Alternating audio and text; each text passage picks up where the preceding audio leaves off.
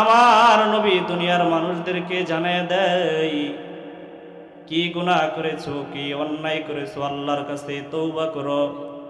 আমার আল্লাহর নবীকে জানিয়ে দেয় কুল ইয়া ইবাদিয়াল্লাযীনা আসরাফু আলা আনফুসিহিম লা তাকনাতু মির রাহমাতিল্লাহ।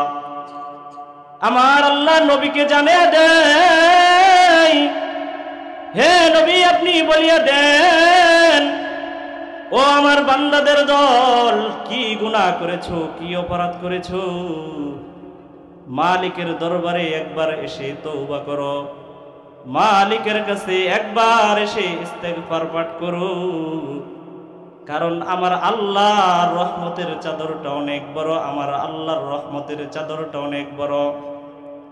কেমন গুনাহ করেছো তুমি, কি অন্যায় করেছো তুমি, একবার যদি আমার মালিকের রহমতের চাদরের কাছে তুমি আসতে পারো, আমার মালিক রহমতের চাদর দিয়ে তোমাকে ঢেকে নিবেন। বলি সুবহানাল্লাহ।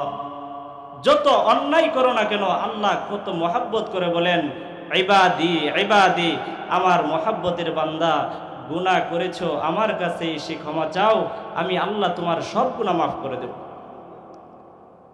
কেমন আল্লাহ ক্ষমা করে দেন, তার ছোট্ট একটা উদাহরণ। পয়গম্বর মুসা আলাইহিস সালাতু ওয়াস সালামের জামানায় পয়গম্বর মুসা আলাইহিস সালাতু ওয়াস সালাম মালিক রে ডেকে ডেকে বলে, আল্লাহ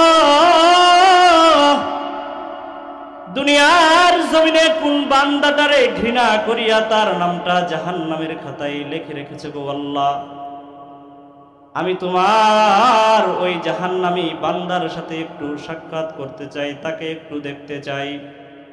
এবার আল্লাহ পয়গম্বর মুসা আলাইহিস সালাতু ওয়াস সালামকে বলে, এর মুসা, তুমি যদি আমার জাহান্নামী বান্দাটারে দেখতে যাও, আগামীকাল সকালবেলা ওই যে একটা জঙ্গল দেখা যায়, জঙ্গলের গেটে তুমি দাঁড়িয়ে থাকবা। এবার মুসা আলাইহিস সালাতু ওয়াস সালাম সকালবেলা জঙ্গলের গেটে দাঁড়িয়ে আছে, জাহান্নামী বান্দাটারে দেখবে, জাহান্নামী বান্দাটারে দেখবে। মুসা আলাইহিস সালাতু ওয়াস সালাম দাঁড়িয়ে আছেন, এমন সময় দেখেন একজন আল্লাহর বান্দা হেঁটে হেঁটে জঙ্গলের দিকে আসতেছে। ওয়া আসহাবিহি ওয়া বারাকা ওয়া সাল্লামা তাসলিমান কাসীরান কাসীরা। আম্মা বা'দু ফাআউযু বিল্লাহি মিনাশ শাইতানির রাজীম। বিসমিল্লাহির রহমানির রহিম। ইন্নাল্লাহা ইউহিব্বুত তাওয়াবিন।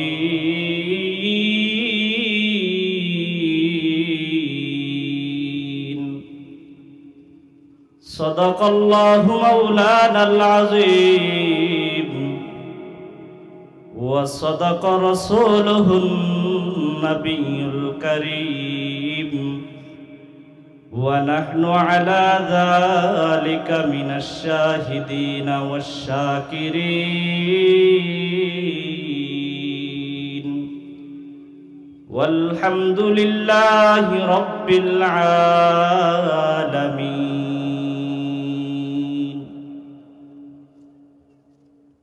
আলহামদুলিল্লাহ। ঐতিহ্যবাহী দ্বীনী শিক্ষা প্রতিষ্ঠান মাদ্রাসাতুল হুদা জামালপুরের উদ্যোগে হাফেজ ছাত্রদের পাগড়ি প্রদান উপলক্ষে প্রথম বার্ষিকী ওয়াজ মাহফিল। আজকের ওয়াজ ও দোয়ার মাহফিলে সভাপতি হযরতুল আল্লামা মুফতি শামসুদ্দিন সাহেব দামাত বরকাতুহুম,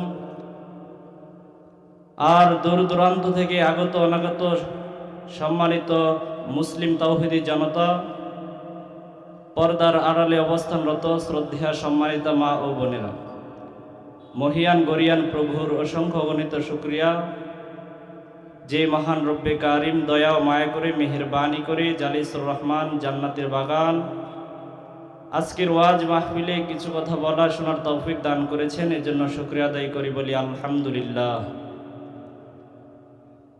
তো মুহতারাম হাজিরিন, দুনিয়ার জীবনে একজন মুমিন, একজন মুসলমান বান্দার চাওয়া হয় যে সে কিভাবে আল্লাহর প্রিয় হতে পারে, আল্লাহর মোহাব্বতের বান্দা হতে পারে। একজন মুমিন, একজন মুসলমানের চাওয়া এটাই থাকে। দুনিয়ার জমিনে যদি একজন মুমিন আল্লাহর প্রিয় বান্দা হতে পারে, দুনিয়ার জমিনে একজন মুসলমান যদি আল্লাহর মোহাব্বতের বান্দা হতে পারে, তাহলে সে সফল কাম। আর যদি সে মোহাব্বতের বান্দা হতে না পারে, তাহলে সে সফল কাম না। হক না সে অনেক কিছুর মালিক, কিন্তু যদি আল্লাহর মোহাব্বত, আল্লাহর ভালোবাসা তার দিলের ভিতরে না থাকে, তবে সে সফল কাম না। আর আল্লাহ তাআলা বান্দাকে কখন ভালোবাসে বান্দা এটা বলতেও পারবে না। হাদিসের ভিতরে আসছে, আল্লাহ তাআলা জিবরিল আমিনকে ডাক দিয়ে বলে, ইয়া জিবরিল তাআল হিনা, জিবরিল এদিকে আসো। জিবরাইল আলাইহিস সালাতু ওয়াস সালাম আল্লাহর সামনে বলে, আল্লাহ আসছি। আল্লাহ তাআলা জিবরাইলকে বলে, হে জিবরাইল, জমিনের অমুক বান্দাটারে আমি আল্লাহ ভালোবাসি। জিবরাইল আমিন এই ঘোষণা শোনার পর জিবরাইল আমিন বের হয়ে যা। জিবরাইল আমিন বের হয়ে সপ্তম আসমানে যত ফেরেশতা রয়েছে সমস্ত ফেরেশতার দিকে ইশারাবদ্ধ হয়ে ডেকে ডেকে বলে, ও সপ্তম আসমানের ফেরেশতার দলেরা,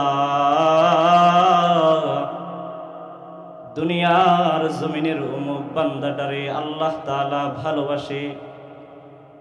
আল্লাহ যেহেতু বান্দাটারে ভালোবাসে, তোমরাও ওই বান্দাটাকে ভালোবাসো। সপ্তম আসমানের সমস্ত ফেরেশতার দলেরা এই ঘোষণাটা শোনার সাথে সাথে ঘোষণাটা ষষ্ঠ আসমানের মাঝে পৌঁছায়া দেয়। ষষ্ঠ আসমানের যত ফেরেশতা রয়েছে সমস্ত ফেরেশতার দলেরা ঘোষণা শোনার সাথে সাথে এই ঘোষণাটা পঞ্চম আসমানের মাঝে পৌঁছায়া দেয়। পঞ্চম আসমানে যত ফেরেশতা রয়েছে পঞ্চম আসমানের ফেরেশতারা ঘোষণাটা শোনার সাথে সাথে এই ঘোষণাটা চতুর্থ আসমানের মাঝে পৌঁছায় দেয়। চতুর্থ আসমানের ফেরেশতার দলেরা এই ঘোষণা শোনার পর তৃতীয় আসমানে যত ফেরেশতা রয়েছে তৃতীয় আসমানের ফেরেশতাদেরকে ডেকে ডেকে বলে, ও ফেরেশতার দলেরা, আল্লাহ তাআলা জমিনের বান্দাটারে ভালোবাসে, তোমরাও তাকে ভালোবাসো। তৃতীয় আসমানের সমস্ত ফেরেশতার দলেরা ঘোষণাটা শোনার পর দ্বিতীয় আসমানের ফেরেশতার মাঝে পৌঁছে দেয়। দ্বিতীয় আসমানের ফেরেশতার দলেরা ঘোষণাটা শোনার সাথে সাথে এই ঘোষণাটা প্রথম আসমানের ফেরেশতাদের মাঝে পৌঁছে দেয়। প্রথম আসমানে যত ফেরেশতা রয়েছে সমস্ত ফেরেশতার দলেরা ঘোষণা শোনার পর সারা দুনিয়ার যত ঈমানদার বান্দা আছে, যত মুমিন বান্দা আছে, সমস্ত ঈমানদার বান্দাদেরকে ডেকে ডেকে বলে, ও দুনিয়ার মুসলমান ঈমানদার বান্দারা, জমিনের অমুক বান্দাটারে আল্লাহ তাআলা ভালোবাসে। আসমানের সমস্ত ফেরেশতারা ভালোবাসে, আমরাও তাকে ভালোবাসি, তোমরাও তাকে ভালোবাসতে থাকো। এই কারণেই তো দুনিয়ার জমিনে যারা হক্কানি উলামায়ে কেরাম আছে, দুনিয়ার মানুষ তাদেরকে নিঃস্বার্থে ভালোবাসে। দুনিয়ার মানুষের কোনো স্বার্থ নাই। যারা উলামায়ে কেরাম, যারা হক্কানি উলামায়ে কেরাম আছে, তাদেরকে যারা মহাব্বত করে, এই মহাব্বতের পিছনে কোনো স্বার্থ নাই, স্বার্থ ছাড়াই তাদেরকে মহাব্বত করে, তাদেরকে ভালোবাসে। এর কারণ কি? কারণ ওই যে আল্লাহ তাআলা যে তাদেরকে মহাব্বত করে, আল্লাহ তাআলা ওই বান্দাকে যে মহাব্বত করে, এই কারণে আল্লাহ তাআলা দুনিয়ার সমস্ত মানুষের অন্তরে এই ভালোবাসাটা ঢুকিয়ে দেন। তো মুহতারাম হাজিরিন, এই ভালোবাসার প্রয়োজন আমাদেরও আছে। কিভাবে আমরা আল্লাহর মহাব্বতের বান্দা হতে পারি, আল্লাহর ভালোবাসার পাত্র হতে পারি? আমার তেলাওয়াতকৃত আয়াতে আল্লাহ তাআলা এটাই বলেন যে, হে দুনিয়ার মুসলমান ইমানদার বান্দারা, তোমরা যদি আমি আল্লাহর মহাব্বতের বান্দা হতে চাও, আমি আল্লাহর মহাব্বতের পাত্র হতে চাও, তোমাদের ভিতরে দুইটা গুণ থাকতে হবে। এক নাম্বার গুণ হচ্ছে, তোমরা বেশি বেশি আমি মালিকের দরবারে তওবা করবা, আমি মালিকের দরবারে বেশি বেশি ইস্তেগফার পাঠ করবা। এটা হচ্ছে এক নাম্বার গুণ। দুইটা গুণ আল্লাহ তাআলা বলে দেয়, এর মাঝে এক নাম্বার গুণ হচ্ছে আল্লাহ তাআলা বলেন, ইন্নাল্লাহা ইউহিব্বুত তাওয়াবিন।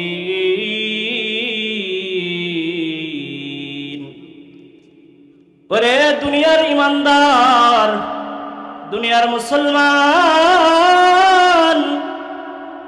ভালো করিয়া শুনিয়া নাও, তোমরা যদি আমি আল্লাহর মহাব্বতের বান্দা হতে চাও, আমি আল্লাহর মহাব্বতের বান্দা যদি তোমরা হতে চাও, তোমাদের মাঝে প্রাথমিক গুণ আসতে হবে, তোমরা বেশি বেশি আমি আল্লাহর দরবারে তওবা করবা, বেশি বেশি আমি মালিকের দরবারে তওবা করবা। যত বেশি আমি মালিকের দরবারে তোমরা তওবা করতে পারবা, তত বেশি আমি আল্লাহ তাআলা তোমাদের মহব্বতের পাত্র হয়ে যাব। যত বেশি আমি মালিকের দরবারে তোমরা তওবা করবা, আমি আল্লাহ তত বেশি তোমাদেরকে মহব্বত করব। ওরে দুনিয়ার মুসলমান, আমার নবী রহমতে আলম নবী ঘোষণা দিয়ে বলেন, এই তওবা এটা সাধারণ কোনো আমল না। দুনিয়াতে শুধুমাত্র সাধারণ মানুষ তারাই তওবা করে নাই। দুনিয়ার জমিনে যারা সাধারণ মানুষ আছে, শুধুমাত্র তারাই তওবা করে নাই। এই তওবার গুণে গুণান্বিত ছিল সমস্ত নবীরা। সমস্ত নবীরা আল্লাহর কাছে তওবা করেছে, সমস্ত নবীরা আল্লাহর কাছে ইস্তেগফার পাঠ করেছে। বাবা আদম নবী থেকে ঈসা নবী পর্যন্ত ইতিহাস সাক্ষী আল্লাহর বান্দাদের দল। বাবা আদম নবীও আল্লাহর দরবারে তওবা করেছে। আদম আলাইহিস সালাতু ওয়াস সালামের তওবা আল্লাহ তাআলা কোরআনের মাঝে তুলে ধরেন। আদম আলাইহিস সালাতু ওয়াস সালাম আল্লাহকে ডেকে ডেকে বলে, রব্বানা যালামনা আনফুসানা ওয়া ইল্লাম তাগফির লানা। হে আমাদের প্রভু, আমি তো জুলুম করেছি, আমি তো অন্যায় করেছি, যদি তুমি আমাকে ক্ষমা না করো, যদি তুমি আমাকে মাফ না করো গো আল্লাহ, আমি তো ক্ষতিগ্রস্তদের অন্তর্ভুক্ত হয়ে যাব। আদম নবী আল্লাহর কাছে তওবা করে, ইব্রাহিম নবী আল্লাহর কাছে তওবা করে, মূসা নবী আল্লাহর কাছে তওবা করে, ঈসা নবী আল্লাহর কাছে তওবা করে, সমস্ত নবীরা আল্লাহর কাছে তওবা করে। এবার আসি আমাদের নবী মুহাম্মদুর রাসূলুল্লাহ সাল্লাল্লাহু আলাইহি ওয়াসাল্লামের দিকে। আমার নবী 24টা ঘন্টা আমার মালিকের দরবারে তওবা করেন। আমার নবী সর্বদাই আমার মালিকের দরবারে তওবা করেন। আমার নবী দুনিয়ার মানুষদেরকে জানিয়ে দেয় কি গুনাহ করেছো, কি অন্যায় করেছো, আল্লাহর কাছে তওবা করো। আমার আল্লাহ নবীকে জানিয়ে দেয় কুল ইয়া ইবাদিয়াল্লাযীনা আসরাফু আলা আনফুসিহিম লা তাকনাতু মির রাহমাতিল্লাহ।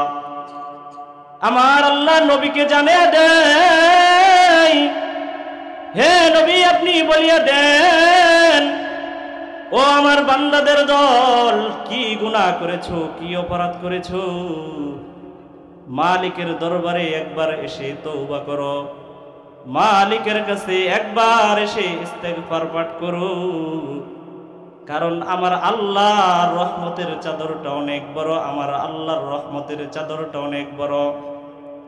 কেমন গুনাহ করেছো তুমি, কি অন্যায় করেছো তুমি, একবার যদি আমার মালিকের রহমতের চাদরের কাছে তুমি আসতে পারো, আমার মালিক রহমতের চাদর দিয়ে তোমাকে ঢেকে নিবেন বলি সুবহানাল্লাহ। যত অন্যায় করো না কেন আল্লাহ কত মহাব্বত করে বলেন ইবাদি ইবাদি, আমার মহাব্বতের বান্দা, গুনাহ করেছো আমার কাছে এসে ক্ষমা চাও, আমি আল্লাহ তোমার সব গুনাহ মাফ করে দেব। কেমন আল্লাহ ক্ষমা করে দেন তার ছোট্ট একটা উদাহরণ পয়গম্বর মুসা আলাইহিস সালাতু ওয়াস সালামের জামানায় পয়গম্বর মুসা আলাইহিস সালাতু ওয়াস সালাম মালিক রে ডেকে ডেকে বলে, আল্লাহ দুনিয়ার জমিনে কোন বান্দাটারে ঘৃণা করিয়া তার নামটা জাহান্নামের খাতায় লিখে রেখেছে গো আল্লাহ, আমি তোমার ওই জাহান্নামী বান্দার সাথে একটু সাক্ষাৎ করতে চাই, তাকে একটু দেখতে চাই। এবার আল্লাহ পয়গম্বর মুসা আলাইহিস সালাতু ওয়াস সালামকে বলে, এর মুসা তুমি যদি আমার জাহান্নামী বান্দাটারে দেখতে যাও, আগামীকাল সকালবেলা ওই যে একটা জঙ্গল দেখা যায়, জঙ্গলের গেটে তুমি দাঁড়িয়ে থাকবা। এবার মুসা আলাইহিস সালাতু ওয়াস সালাম সকালবেলা জঙ্গলের গেটে দাঁড়িয়ে আছে, জাহান্নামী বান্দাটারে দেখবে, জাহান্নামী বান্দাটারে দেখবে। মুসা আলাইহিস সালাতু ওয়াস সালাম দাঁড়িয়ে আছেন, এমন সময় দেখেন একজন আল্লাহর বান্দা হেঁটে হেঁটে জঙ্গলের দিকে আসতেছে। ওই আল্লাহর বান্দার সাথে একজন ছোট্ট বাচ্চা। মুসা আলাইহিস সালাতু ওয়াস সালাম জাহান্নামী বান্দাটাকে দেখে আবার মালিকের দরবারে বলে, ও মালিক এবার তোমার জান্নাতি বান্দাটারে দেখতে চাই, দুনিয়ার জমিনে কোন বান্দাটারে মহব্বত করিয়া তার নামটা জান্নাতের খাতায় লিখে রেখেছে গো আল্লাহ, আমি তোমার ওই জান্নাতি বান্দাটারে একটু দেখতে চাই। এবার আল্লাহ পয়গম্বর মুসা আলাইহিস সালাতু ওয়াস সালামকে বলে, হে মুসা সকালবেলা যেই গেটের সামনে তুমি দাঁড়িয়েছিলা, সন্ধ্যা ঘনিয়ে আসার আগে তুমি ওই গেটের সামনে আবার দাঁড়িয়ে যাও। মুসা আলাইহিস সালাতু ওয়াস সালাম সন্ধ্যা ঘনিয়ে আসার আগে গেটের সামনে দাঁড়িয়ে যায়। মুসা আলাইহিস সালাতু ওয়াস সালাম দেখেন সকালবেলার ওই জাহান্নামী বান্দাটাই গেট দিয়ে বের হয়ে আসছে। এবার মুসা আলাইহিস সালাতু ওয়াস সালাম আল্লাহকে ডেকে ডেকে বলে, ও মালিক তোমার খেলা বুঝা বড় দায় গো আল্লাহ, তোমার কুদরত তো বুঝতে পারি নাই গো আল্লাহ, সকালবেলা যেই জাহান্নামী বান্দাটাকে দেখলাম, সন্ধ্যার সময় ওই জাহান্নামী বান্দাটা কিভাবে জান্নাতি হয়ে গেল গো আল্লাহ। এবার আল্লাহ পয়গম্বর মুসা আলাইহিস সালাতু ওয়াস সালামকে বলেন, হে মুসা সকালবেলার জাহান্নামী বান্দাটা জঙ্গলে গিয়ে তার সাথে ছোট্ট বাচ্চাটা বাবাকে বলে, ও বাবা দুনিয়ার জমিনে জঙ্গলের চাইতে বড় মনে হয় আর কিছুই নেই, বাবা এবার সন্তানকে বলে, না না সন্তান, জঙ্গলের চেয়ে এই পৃথিবীটা অনেক বড়। এবার সন্তান বলে, বাবা তাহলে পৃথিবীর চেয়ে মনে হয় আর কোনো কিছু বড় নেই। বাবা বলে, সন্তান না না, পৃথিবীর চেয়ে আল্লাহর আসমানটা আরো অনেক বড়। সন্তান এবার বাবাকে বলে, বাবা আল্লাহর আসমানের চেয়ে বড় মনে হয় আর কিছু নেই। বাবা এবার সন্তানকে বলে, না না, আল্লাহর আসমানের চেয়ে আল্লাহর আরশটা আরো অনেক বড়। এবার সন্তান বাবাকে বলে, বাবা তাহলে আল্লাহর আরশের চেয়ে মনে হয় আর বড় কিছুই নেই। এবার সন্তান চোখের পানি, বাবা এবার চোখের পানি ছেড়ে দিয়ে কান্না করে সন্তানকে বলে, হে সন্তান না না, তোমার বাবা যেই অপরাধ করেছে আল্লাহর আরশের চেয়েও তোমার বাবার অপরাধটা বড়। এবার সন্তান বাবাকে বলে, বাবা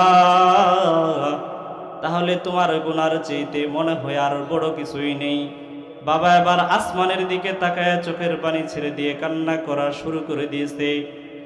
এবার বাবা সন্তানকে বলে, সন্তান না না, তোমার বাবা যে অপরাধ করেছে, তোমার বাবার গুনার চেয়ে আল্লাহর রহমতটা অনেক বড়। তোমার বাবা যতই গুনাহ করুক না কেন, আল্লাহর রহমতের চাদরটা অনেক বড়। এবার আল্লাহ পয়গম্বর মুসাকে বলে, হে মুসা, সকালবেলার জাহান্নামী বান্দাটা যখন কেঁদে কেঁদে আমি আল্লাহর রহমতকে বড় বলে ঘোষণা দিয়েছে, আমি আল্লাহ ওই বান্দার সমস্ত গুনাহ মাফ করিয়া তার নামটা জান্নাতের খাতায় লিখে দিয়েছি, বলি সুবহানাল্লাহ। এজন্য গুনাহ যত বড়ই হোক না কেন, আল্লাহ বলেছেন আমার রহমত থেকে দূরে সরে যেও না। গুনাহ করেছো, আমি আল্লাহর রহমতের কাছেই আসো। চোখের পানি ছেড়ে দিয়ে যদি আমি আল্লাহর রহমতের পাশে তুমি আসতে পারো, পাহাড় পরিমাণ গুনাহ হইলেও আমি আল্লাহ তোমাকে রহমতের চাদর দিয়ে ঢেকে তোমাকে জান্নাতের মাঝে পৌঁছায় দিব, বলি সুবহানাল্লাহ।